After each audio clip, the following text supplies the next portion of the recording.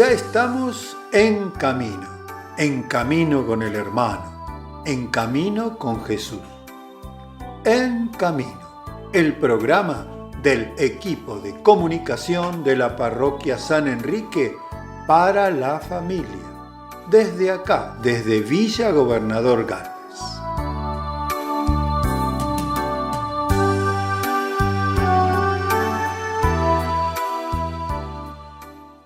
Y con un nuevo En Camino, para seguir desde acá iluminando con la palabra los corazones.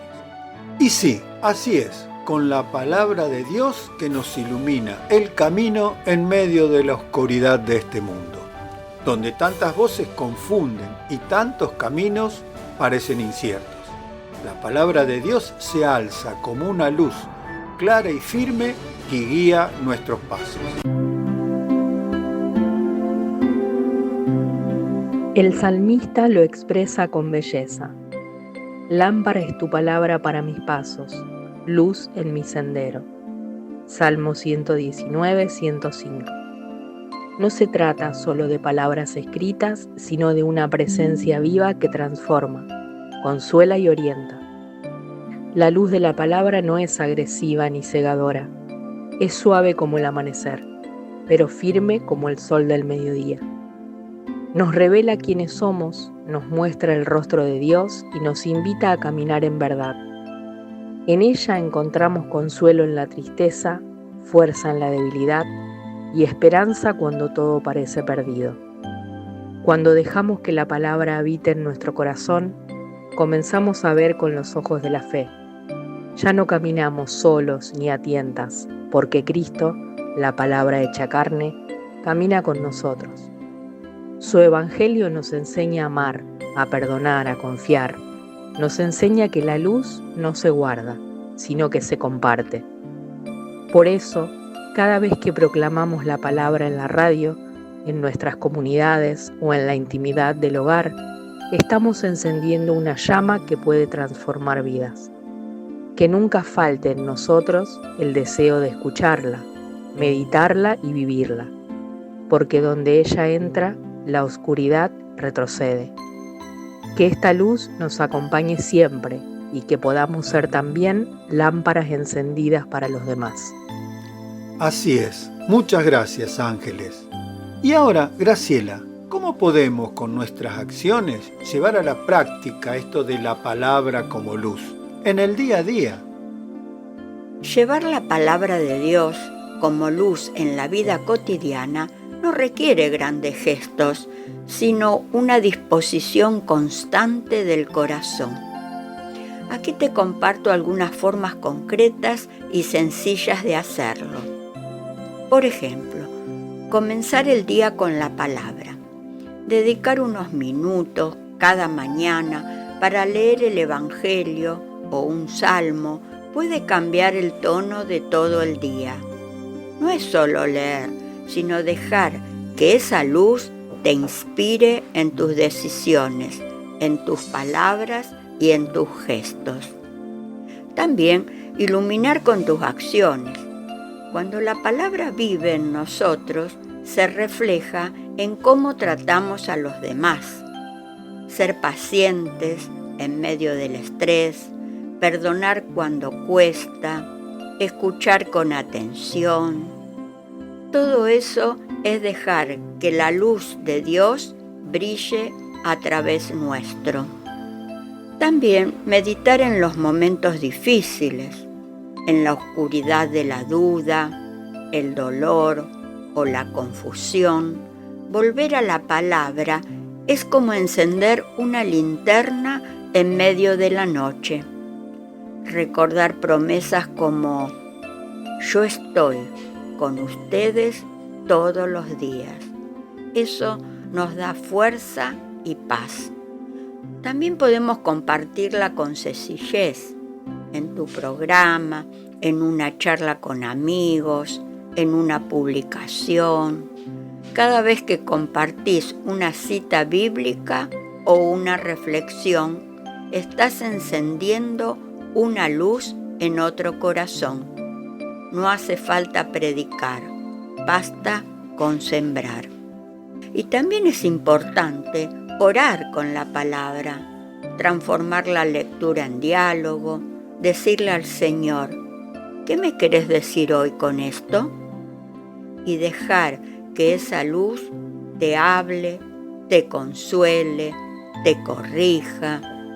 La palabra no es solo para los momentos sagrados, sino para cada rincón de la vida. Y vos, con tu voz y tu misión, tenés una hermosa lámpara en tus manos.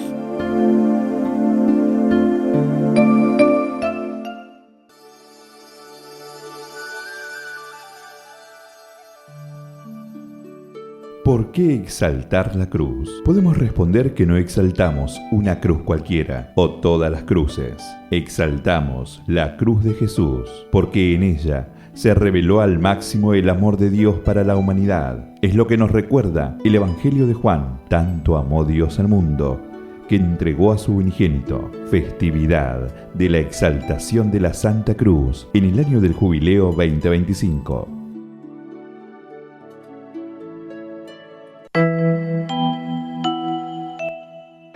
Y hablando de la palabra, que es la que ilumina nuestra vida, ahora vamos en nuestro programa al momento en que Maricel hace la lectura del Evangelio del domingo y hoy con la reflexión del diácono Mario Barone. Evangelio de nuestro Señor Jesucristo según San Juan. Jesús dijo a Nicodemo: Nadie ha subido al cielo sino el que descendió del cielo, el Hijo del Hombre que está en el cielo.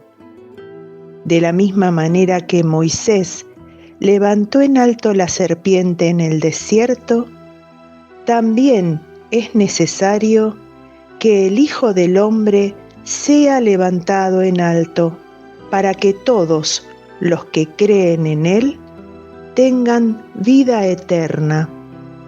Sí, Dios amó tanto al mundo que entregó a su Hijo único para que todo el que cree en Él no muera, sino que tenga vida eterna. Porque Dios no envió a su Hijo para juzgar al mundo, sino para que el mundo se salve por Él. Palabra del Señor. Buen día, queridos hermanos y hermanas, paz y bien. En este domingo 24 del tiempo ordinario, recordamos la exaltación de la Santa Cruz. Cuando Jesús murió en la cruz, se vio el poder de Dios sobre el mal y el diablo. Nada fue indiferente a la muerte de Cristo. El mundo natural se estremeció. Jesús, siempre que hablaba de su muerte, después se refería a su resurrección, a un gran final, a un nuevo comienzo para la humanidad. La cruz fue la mayor tentación de Jesús. Las tentaciones de Jesús empiezan siempre diciendo: si eres hijo de Dios. El demonio es muy sagaz para tentar al Señor como hombre.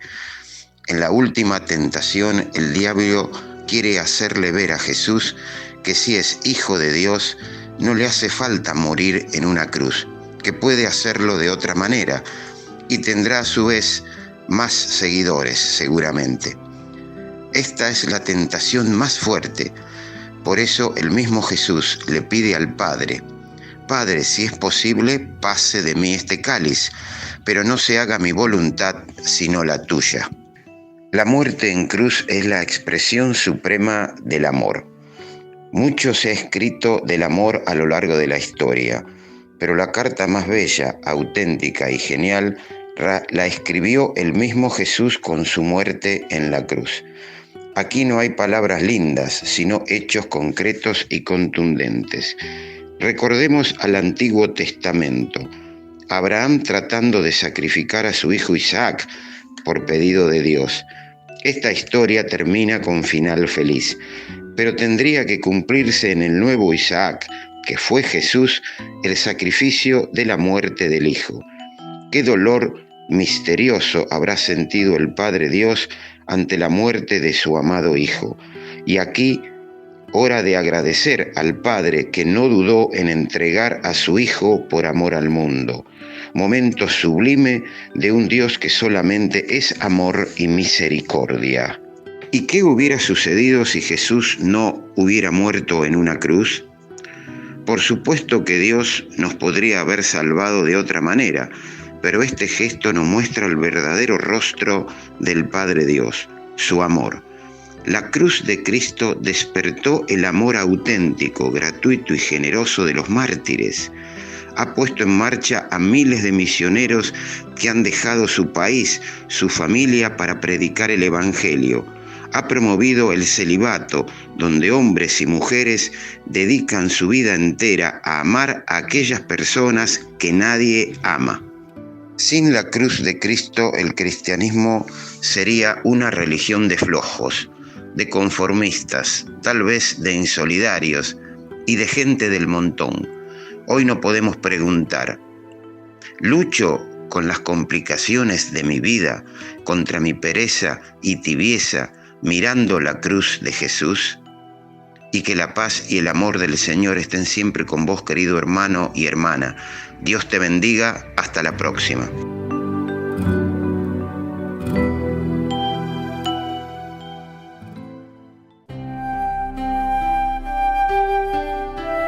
El pasado 11 se conmemora el Día del Maestro y nosotros queríamos estar presentes. Por eso Zulma preparó esto. Muy buenos días. El 11 de septiembre en Argentina celebramos el Día del Maestro, conmemorando el fallecimiento de Domingo Faustino Sarmiento, quien impulsó la educación primaria en nuestro país.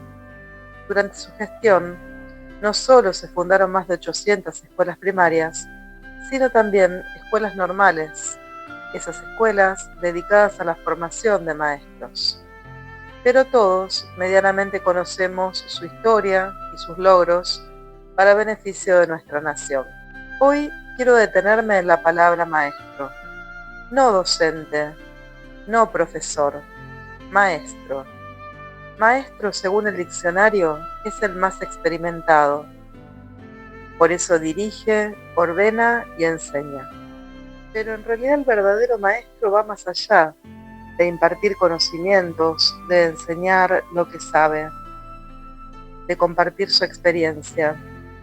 El verdadero maestro observa, el verdadero maestro está atento a sus alumnos, el verdadero maestro aprende de sus alumnos. Mientras pensaba en compartir este ratito con ustedes, me acordé de una historia que se llama La Maestra Silvia y tal vez alguno de ustedes la conoce. Hoy quiero compartirles un pedacito de esta historia. Dicen que Silvia era maestra de 5º grado y el primer día le dijo a los niños una pequeña mentira. Los quiero a todos por igual. En la primera fila, desparramado sobre el asiento, estaba Carlitos, un niño que ella venía observando desde el año anterior. Había notado que era diferente de los otros niños, porque Carlitos no jugaba, su ropa estaba siempre descuidada, y por su aspecto necesitaba con urgencia darse un baño. Silvia tomó el legajo de Carlitos y quedó muy sorprendida. La maestra de 1er grado había escrito: Carlitos es un niño muy brillante, con una sonrisa sin igual. Hace su trabajo de manera eficiente y tiene muy buenos modales. Es un placer tenerlo en clases. La maestra de 2º grado decía: Carlitos es un excelente estudiante, se lleva muy bien con todos sus compañeros, pero se nota preocupado y triste por la grave enfermedad que está sufriendo su madre. Creo que va a ser muy difícil para él. La maestra de 3er grado escribió: la mamá de Carlitos ha muerto. Ha sido muy duro para él. Se esfuerza en hacerlo mejor, pero a veces no lo logra. Su padre no muestra mucho interés. Considero que se deberían tomar ciertas medidas para que no afecte el desarrollo del niño y su carácter. La maestra de 4º grado escribió: Carlitos se encuentra atrasado con respecto a sus compañeros y no muestra interés en la escuela. No tiene muchos amigos y en ocasiones se duerme en clases. Desde ese día la maestra Silvia comenzó a dedicarle más tiempo y amor a Carlitos. Y al terminar el año escolar, este niño se había convertido en el mejor de su clase.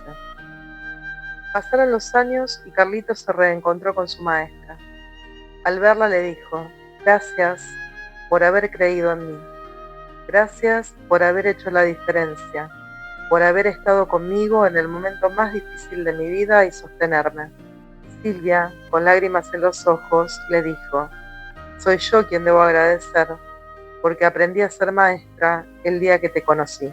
Hoy pedimos a Jesús, el gran Maestro, que sea luz, camino y guía para todos los maestros de nuestra patria.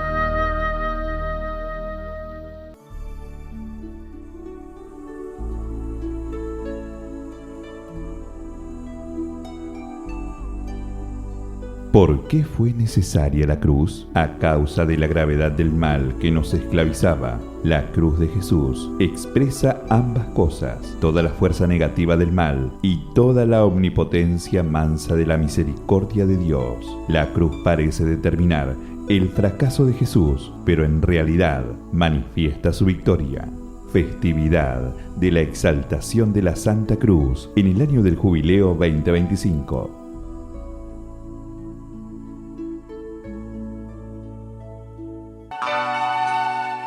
Trovador, me llamaban Francisco, cantaba alegre en las noches de Asís, mas ya no quiero cantar a Rolando, ni las proezas del gran Amadís. Buen día, hermanos y hermanas, paz y bien. Comenzamos nuestra reflexión con un texto bíblico que nos ayudará a pensar y reflexionar sobre la importancia de la palabra de Dios en nuestra vida cotidiana. La carta a los Hebreos, su capítulo 4, versículo 12, dice claramente: porque la palabra de Dios es viva y eficaz, y más cortante que cualquier espada de doble filo. Ella penetra hasta la raíz del alma y del espíritu, de las articulaciones y de la médula, y discierne los pensamientos y las intenciones del corazón. En una sociedad donde la palabra está tan desprestigiada, mal usada, muchas veces para insultar, amenazar, son palabras de muerte. La palabra de Dios está viva, eficaz, penetra en lo profundo de nuestra alma, conoce nuestras intenciones, nos guía en nuestro camino y nos da la fortaleza para ser sus discípulos. Y para reafirmar este texto de San Pablo, el profeta Isaías dice en el capítulo 55, versículos 10 y 11: así como la lluvia y la nieve descienden del cielo y no vuelven a él sin haber empapado la tierra, sin haberla fecundado y hecho germinar, para que dé la semilla al sembrador y el pan al que come, así sucede con la palabra que sale de mi boca. Ella no vuelve a mí estéril, sino que realiza todo lo que yo quiero y cumple la misión que yo le encomendé. Frente a este texto del Antiguo Testamento, que fue escrito en el siglo VIII antes del nacimiento de Jesús, cuánto compromiso el nuestro como cristianos y discípulos, de leer, reflexionar, meditar la palabra de Dios.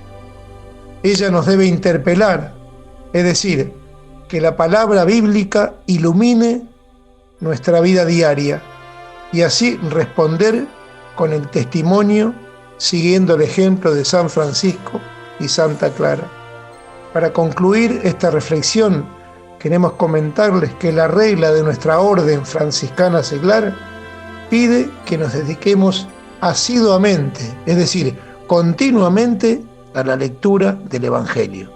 Dios siempre nos bendice. Yo quiero ser evangelio viviente, abandonarme en tus brazos, Señor, ser como un niño que juega, se duerme.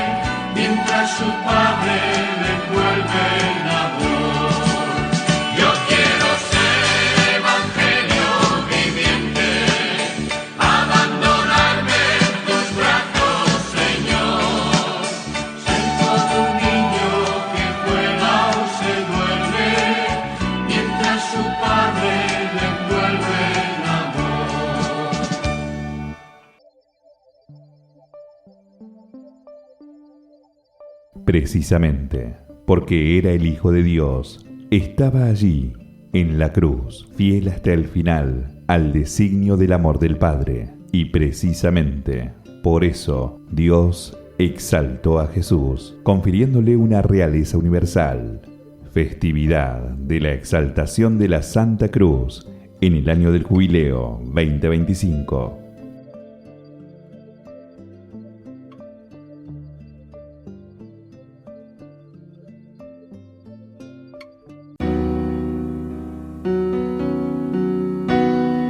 En esta semana, precisamente el día 14, hay una celebración muy importante para nuestra iglesia. Pero mejor que Elsa nos cuente y nos explique de qué se trata. Cada 14 de septiembre, la Iglesia celebra el Día de la Exaltación de la Santa Cruz, cruz que fue encontrada por la emperatriz Helena, hoy Santa Helena para el santoral de los católicos.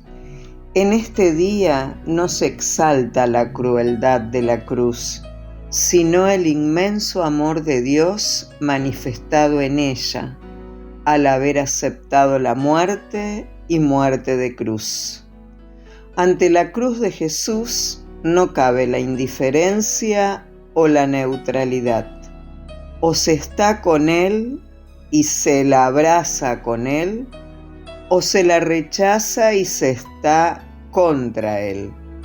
Es una elección, una decisión que debe tomarse frente a cada acontecimiento de nuestra propia vida. Abrazar la cruz, levantar la mirada, dejar de lado los miedos y las cobardías para poder encontrarnos con el amor. Porque la cruz es la medida con que Dios nos ama a cada uno de nosotros, con nuestra historia, así como somos, con nuestra singularidad, con nuestro propio nombre. Entonces, frente a esta manifestación desbordada de amor, solo nos resta pensar y vivir que amor con amor se paga. Por eso, como Iglesia, exaltamos la cruz, porque en ella se ha revelado al máximo el amor de Dios por toda la humanidad. La cruz parecía decretar el fracaso de Jesús, sin embargo, marcó su victoria. Ojalá levantemos nuestra mirada para contemplar la Santa Cruz y pedirle al Señor que tengamos el coraje de ser fieles a su mandato de amor. Amor que se hace fecundo en lo cotidiano. Amor que haga nuevas todas las cosas desde dentro. Amor que transforme nuestra propia vida para que seamos testigos fieles del Evangelio, con la mirada siempre puesta en el corazón del crucificado.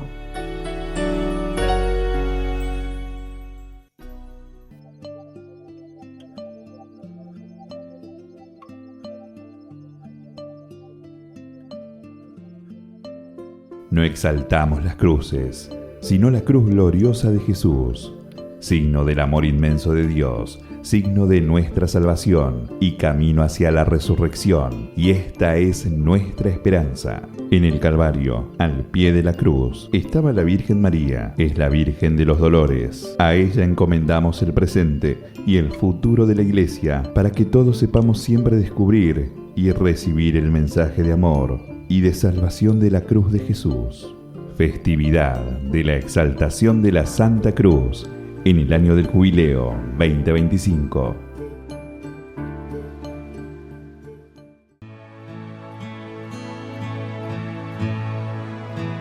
Estamos en el mes de septiembre, también el mes de los estudiantes, y hoy Zulma y Aarón nos traen la historia de un santo capuchino que tiene mucho que ver con los estudiantes. Muy buenos días, ¿cómo están? Hoy queremos compartir con ustedes la historia de otro fraile franciscano santo que se celebra cada 18 de septiembre, San José de Cupertino. José nació en la pequeña ciudad de Cupertino, Italia, el 17 de junio de 1603. Su familia atravesaba un momento tremendo. Su padre, Félix, había prestado dinero y se vio envuelto en un desastre económico que lo llevó a la bancarrota, a la completa miseria. Así, José vino al mundo en un establo como Jesús y desde niño tuvo que colaborar en casa para contribuir a la economía doméstica, trabajando como un simple sirviente. Para solventar la bancarrota paterna, el Tribunal Supremo de Nápoles estableció que, habiendo alcanzado la mayoría de edad, José estaría obligado a trabajar sin remuneración hasta que terminara de pagar la deuda de su padre, que ya entonces había fallecido. Esta condena era una verdadera esclavitud. El joven José volvió a pedir la admisión en el convento de Grotela y los frailes se tomaron su situación personal muy en serio y lo ayudaron a emprender el verdadero camino de estudios. En medio de 1000 dificultades y gracias a la gran fuerza de voluntad, el joven se enfrentó al examen para el diaconado. Y allí ocurre un primer milagro. José, a quien le costaba muchísimo estudiar, había logrado aprender en profundidad un solo pasaje del Evangelio, y fue precisamente ese texto el que el obispo examinador le pidió que comentara. Un acontecimiento extraordinario similar tuvo lugar 3 años más tarde, durante el examen para ser ordenado sacerdote. El obispo interrogó a algunos de los candidatos y al encontrarlos particularmente bien preparados, extendió la admisión al sacerdocio a todos los postulantes, sin interrogarlos. Entre ellos estaba justamente José. Finalmente, en 1628, José fue ordenado sacerdote. José era consciente de sus propias limitaciones culturales, pero éstas no significaban un peso. Se dedicó a los simples trabajos manuales y a servir a los más pobres. Incluso se llamó a sí mismo hermano burro. También vivió su amor a la Iglesia de manera incondicional, poniendo a Cristo pobre en el centro de su existencia y sintiendo una profunda devoción por María, la Madre de Dios. Sin embargo, quien escuchaba sus discursos podía reconocer que en él brillaba la luz de una teología madura, capaz de comprender en profundidad temas doctrinales muy difíciles. Se trataba del don de ciencia infusa que lo había hecho muy sabio sin haber frecuentado jamás las universidades. La contemplación amorosa de los misterios divinos también acentuó en José los fenómenos de éxtasis y de levitación, sobre todo cuando contemplaba y dialogaba con Jesús y María. Tales episodios extraordinarios no escaparon de la Inquisición de Nápoles, que lo convocó para tratar de comprender si el joven de Cupertino abusaba de la credibilidad popular o no. Justo delante de los jueces alineados en el monasterio de San Gregorio Armenio, José tuvo una levitación. Por lo tanto, fue absuelto de todos los cargos, pero el Santo Oficio lo confinó en aislamiento, lejos de las multitudes. José pasó de un convento a otro, Roma, Asís, Pietrarrubia, Osumbrone, hasta Osimo, cerca de Ancona. Aquí finalmente llegó en 1656, a instancias del Papa Alejandro VII, donde encontró la paz. Permaneció allí ininterrumpidamente hasta su muerte, llevando siempre una vida humilde al servicio del prójimo y en conversación amorosa con Dios en el culmen de la celebración eucarística. Esto es lo que debemos hacer: dejar el mundo, continuar nuestra oración y predisponer de la gruta de nuestro corazón para ofrecer a Jesucristo el intelecto, la memoria y la voluntad.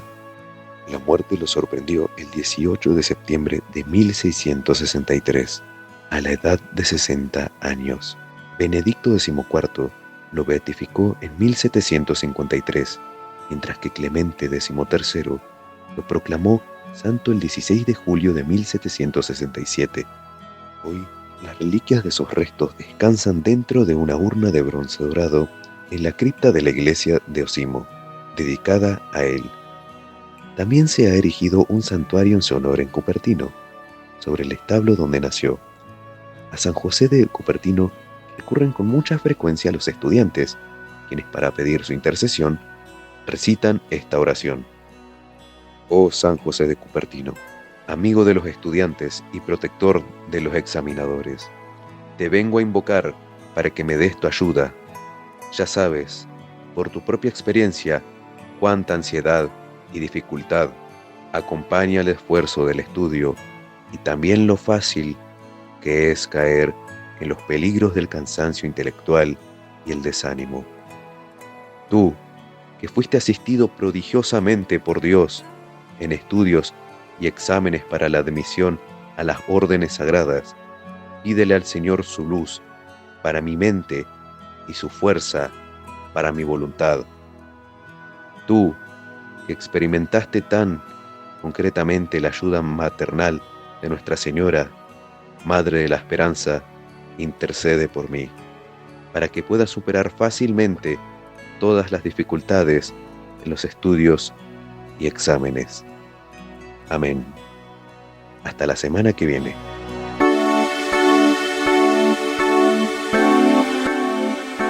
Y esto ha sido todo. Ya sabes que cada semana encontrarás una nueva entrega de este equipo de comunicación de la Parroquia San Enrique, en este mismo lugar. Solo cambias el número al final por el siguiente. Y si quieres comunicarte con nosotros por este medio o en nuestro Facebook En Camino Programa.